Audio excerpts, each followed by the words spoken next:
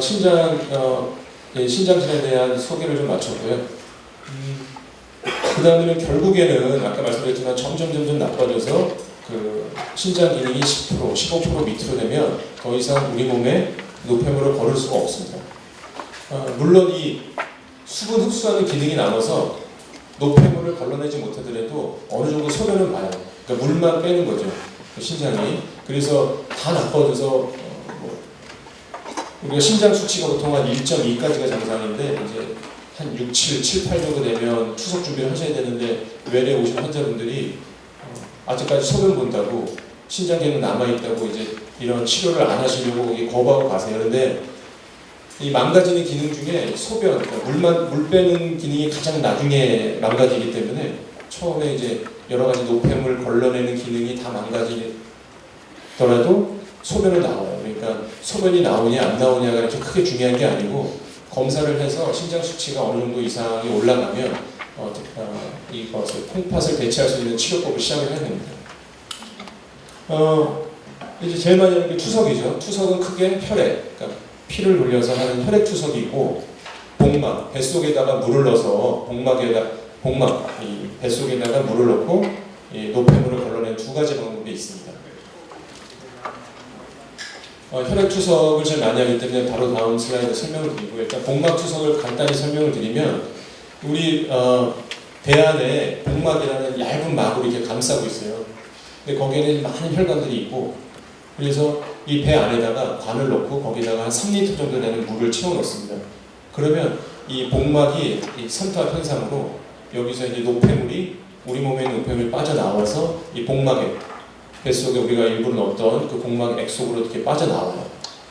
그래서 한 몇 시간 놔두면 노폐물이 걸러져가지고 나오게 되죠. 그러면 한 3-4시간 후에 그 복막 뱃속에 있던 물을 다시 이렇게 빼는 거예요. 이런 걸 하루에 한 2-3번 하면 몸에 있는 노폐물을 어느 정도 걸을 수가 있는 거죠. 그게 이제 복막 투석입니다.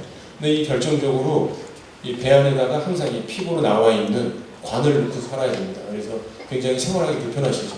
그리고 복막염이라고 배 안에 염증이 잘 생겨요. 그래서 그런 단점이 있죠. 그리고 최근에는 이제 그러한 복막 투석균도 아까도 보셨지만 그 제일 이제 적게 사용하는 방법이기도 합니다. 이제 신장 이식 방법이 있고 나중에 또 설명드리겠습니다. 혈액 투석을 잘 많이 하기 때문에 제가 이걸 말씀드리는데 쉽게 말해서 투석기, 이 필터를 이용하는 건데 보통 혈액 투석을 하면 환자 몸에 있는 혈액을 뽑아냅니다. 이렇게 바늘을 2군데를 찔러요. 팔에다가. 하나는 혈액을 빼는 바늘이고 또 하나는 걸러주고 나서 몸에 넣어주는 바늘이 있습니다. 그래서 바늘이 2개입니다. 하나는 빼는 바늘, 하나는 혈액을 걸러준 다음에 다시 넣어주는 바늘, 이렇게 2가지를 하는데 이렇게 빼준 다음에 이 필터기, 이걸 필터라고 그러는데 필터에다가 정수기 필터처럼 그쪽으로 이제 혈액이 지나갑니다. 여기에 무수히 많은 얇은 막들이 이렇게 있어요. 그 반대쪽에는 이 투석액을 또 이 필터에다 넣어요. 그래서 이 막을 경계로 해서 이쪽은 투석액이 지나가게 하고 이쪽은 혈액이 이렇게 지나가게 합니다. 그래서 이 얇은 막이 반투가 아주 작은 이 구멍이 있어요.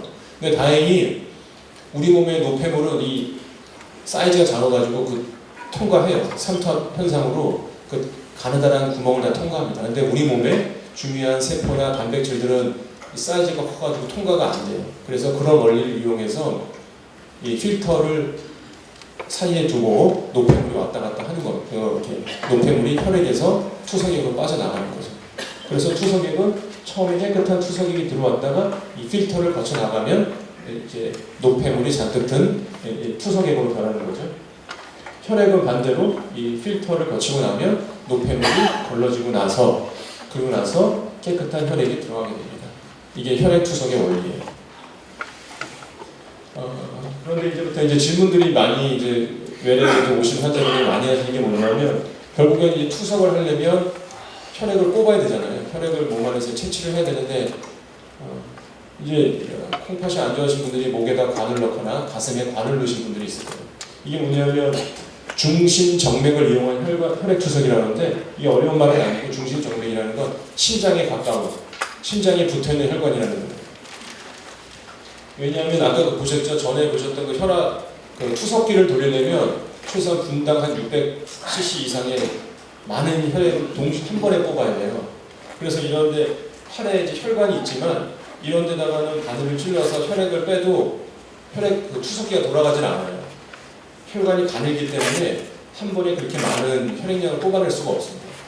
그래서 저희가 한꺼번에 많은 양을 뽑아낼 수 있는 중심정맥, 심장 근처에 있는 정맥들을 이용을 하는 거예요. 그래서 저기는 혈액량이 워낙 많기 때문에 피가 혈액이 잘 나온다. 그래서 투석기가 원활하게 돌아가요. 근데 이제 결정적으로 이게 문제가 뭐냐면 여기도 아까 복막투석처럼 항상 관을 갖고 있어야 되고 일부 세균 감염이 잘 됩니다. 세균 감염이 잘 되는데 이게 바로 심장 쪽에 붙어있기 때문에 이게 한번 염증이 생기면 폐혈증이라고 해갖고 심각하게 환자가 굉장히 급격하게 안 좋아져요. 그래서 중심정맥을 이용한 혈액투석은 가능한 한 피해야 되거든요. 근데 이제 어쩔 수 없이 응급 상황에서 하는 거죠. 또한 이 관을 넣던 데가 혈관이 혈전이 생기고 좁아지고 잘 막힙니다. 그래서 중심정맥은 응급 상황에서 최소한으로 사용을 하는 거예요. 그러면 결국에는 계속해서 쓸 수 있는 혈관을 만들어야 되거든요. 그러려면 두 가지 조건이 있어야 돼요. 그 혈액이 많이 나와야 되고, 그리고 이게 나중에 말씀드리겠지만 이틀에 한 번씩은 투석을 받으셔야 되거든요. 그러니까 매일 거의 이틀에 한 번씩은 찌를 수 있는 단단한 아주 탄력이 좋고 튼튼한 혈관을 만들어야 됩니다. 그럼 이제 찌르기 쉬운 데가 체결하기 쉬운 데가 이 팔이거든요. 그럼 팔에 있는 혈관을 이용하게 됩니다. 그냥은 안 되니까 이 팔에 있는 정맥을 팔에 있는 동맥에다 연결을 해줘요. 그러면 동맥은 혈류가 많이 나오거든요. 그러면 이 많이 나오는 혈류를 이용해서 투석기를 돌릴 수가 있고요. 또 어느 정도 한 6주 정도 지나고 나면 자기 혈관이 두꺼워집니다. 동맥의 그 힘 때문에 두꺼워지고 늘어나고 그래서 찌르기가 편하게 되는 거예요. 그래서 이렇게 이걸 우리가 동정맥류 수술이라고 그러죠. 이렇게 동정맥류 수술을 하고 나면 저게 투석용 수술이라고 하는 겁니다. 그래서 저게 잘하고 나면 우리가 투석을 쉽게 할 수가 있는 거죠. 근데 안타깝게도 자기 혈관으로 하는 게 굉장히 좋습니다. 자기 혈관으로 이런 투석용 혈관을 만들고 나면 굉장히 오랫동안 잘 쓸 수가 있어요. 그런데 안타깝게도 이제 오랫동안 입원 생활 하시고 병원 생활 오래 하시면 이런 혈관이 지금 사라져 가거든요. 자꾸 막히고 그래서 결국엔 혈관 투석 수술을 할 때 자기 혈관이 없으면 이렇게 인조혈관을 넣기도 합니다. 사실 예전에는 이런 인조혈관이 개발이 안 됐을 땐 사실 방법이 없었는데 그나마 그래도 지금 인조혈관이 나왔기 때문에 이렇게 혈관이 없어도 혈액 투석을 할 수가 있는 거예요. 근데 지금 많이 좋아졌습니다. 지금 뭐 한 수십 년에 걸쳐서 많이 좋아졌는데 결정적으로는 하나님 만드신 이 자기 혈관만 못합니다. 그래서 이 염증이 아주 취약해요. 감염이 되면 이게 매일 이틀에 한 번씩 찌르니까 염증이 잘 생기거든요. 자기 혈관 같은 경우는 염증이 생기더라도 항생제 좀 드시고 그러면 낫는데 이 인조혈관은 낫질 않아요. 결국에는 인조혈관을 제거해야 됩니다. 그래서 염증이 계속 잘 생기고 굉장히 염증이 약하고 또 하나는 이 투석용 혈관을 만들면 안에가 점점 이제 새살이 자라나와서 막혀가거든요. 그 막히는 속도가 자기 혈관보다 훨씬 빠릅니다. 그래서 뭐 단점이 있어요. 그래서 가능하면 자기 혈관으로 만드는 게 좋고 뭐 안 되면 어쩔 수 없이 인조혈관을 써야 되는 겁니다. 그래서 이제 나중에 말씀드렸는데 이식이 정말 좋죠. 이식을 받을 수만 있으면 정상적인 생활이 가능하기는 정말 좋은데 이식을 못 받는 경우들이 이제 많죠. 왜냐하면 콩팥을 구할 수가 없으니까. 그럼 결국에는 투석으로 버텨야 되는데 혈액 투석을 잘하기 위해서는 뭐 제일 중요한 건 이 혈관을 잘 관리하는 겁니다. 이 혈관 때문에 별일이 가생깁니다. 그래서 굉장히 많은 이벤트들이 많고 환자분들이 병원을 떠날 수가 없는 이유가 이 혈관 때문에 그렇습니다. 아까 말씀드렸지만 혈관이 단단해지고 두꺼워지고 단단해져야지 여러 번 여러 번 찔러도 문제가 없는 건데 그게 잘 자라지 않는 혈관이 있어요. 그거는 선천적으로 이제 그 정맥이 약하신 분들이 탄력성이 없는 분들이 자라지 않는 거예요. 또 하나는 아까 말씀드렸지만 인조혈관 같은 경우 감염이 되면 세균 감염이 되면 낫질 않아요. 결국에는 제거해야 되고 염증이 잘 생긴다. 또 하나는 오래 쓰면 혈관이 좁아진다 그랬잖아요. 이렇게 굉장히 좁아집니다. 이게 동맥이고 이게 정맥이 굉장히 이렇게 실처럼 얇아졌잖아요. 가늘어졌죠. 그래서 협착이 잘 옵니다. 이런 협착이 오면 또 어떤 일이 생기냐면 피가 뭉친 이 혈전이라고 그러죠. 피가 이렇게 응고돼 피떡들이 쫙 차게 됩니다. 이런 일이 계속 반복이 되죠. 이 동맥류성 변화라는 건 뭐냐면 이런 분들은 잘 안 자라서 문제인데 이런 분들은 너무 또 잘 자라서 문제가 되는 분들이 있어요. 그래서 뭐 이거는 뭐 좀 놀라실까봐 약한 걸 보여드렸는데 심한 거는 뭐 거의 아기 머리처럼 뭐 갓난아기 머리처럼 굉장히 큰 혈관처럼 자라는 분들도 있어요. 그런 분들은 굉장히 위험하죠. 그래서 뭐 이게 늘어나시는 분들도 있고 또 예전에 이제 이렇게 아까 말했던 중심정맥을 이용해서 투석하신 분들 그런 분들은 이 심장 쪽 혈관이 좁아져가지고 이 혈관 수술하고 나면 팔이 퉁퉁 붓는 분들이 있습니다. 그래서 너무 많이 부어서 또 치료를 해야 되는 그런 여러 가지 다양한 혈변들이 있죠. 이 가장 많이 우리가 접하게 되는 게 좁아지는 거예요.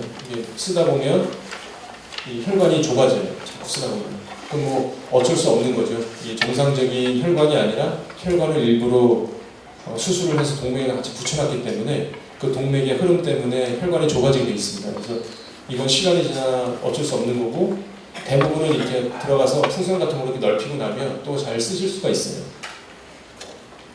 풍선으로 넓히다 보면 이게 다시 또 쪼그라들거든요. 이제 이런 게 한 3-4번 반복되다 보면 또 새롭게 만들어야 되는 또 그런 일이 또 생기게 됩니다. 아까 말씀드린 것처럼 혈관 투석 수술을 하고 나는데 팔이 너무 붓습니다. 그리고 이제 조사해 보면 심장으로 들어가는 혈관이 좁아진 경우들이 종종 있어요. 그런데도 또 이런 풍선 같은 걸로 넓혀주고 나면 팔의 부종이 쫙 빠지고 그렇게 됩니다. 또 하나 이제 아주 이제 응급 상황이 되는 게 혈관이 너무 늘어나는 경우들이 있어요. 이거는 약한 걸 보여드렸는데 이렇게 막 늘어나요. 그러다 보면 이제 여기가 늘어나는 거는 거기에 혈전이 잘 생기고 이게 너무 얇아지면 이게 터질 수가 있기 때문에 또 수술을 해줘야 되는데 또 하나는 뭐냐면 자기 혈관을 이용했을 때 늘어나는 건 그나마 조금 그래도 나은데 인조혈관을 썼을 때 늘어나는 건 굉장히 응급 상황이 많습니다. 왜냐하면 인조혈관을 넣었을 때 이렇게 늘어나는 건 뭐냐면 인조혈관을 찌르고 나면 지혈이 자기 혈관보다 조금 어렵거든요.